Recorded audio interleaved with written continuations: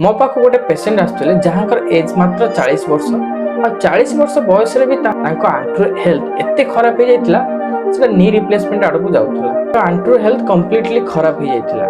मु शुणिक आश्चर्य heli जितेबाला previous history शुणिली जना पड़ा कि से पेन रू बचाई कौन एक्सरसाइज न करिकी से आंठू बेल्ट भिड़िकी रोते दिन सारा। तो यह कहीं खराब चलतु जाना आम आंठू चारि पाखरे केते गुड़िक मसल्स थाए जोटा कि आम आंठूर हाड़ को अधिक दिन जाए लास्टिंग करिवारे हेल्प करे। तो जितेबाला से लगातार आंठूरे बेल्ट भिड़िकी रहिले तो कंटिन्यूअस प्रेशर से बेल्ट रे आसिला आम मसल गुड़िक कौन काम कला नहीं। यह द्वारा आमर मसल गुड़िक सब सुखी गला।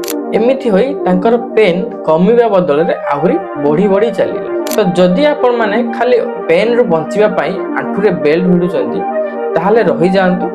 आपण प्रथमे गोटे भल डॉक्टर को परामर्श करंतु, भल एक्सरसाइज करंतु आउ आपनकर आंठूर हेल्थ भल रखंतु। तो एही भली इन्फॉर्मेटिव वीडियोस देखिबा पई मो चैनल को सब्सक्राइब करंतु आउ शेयर करंतु।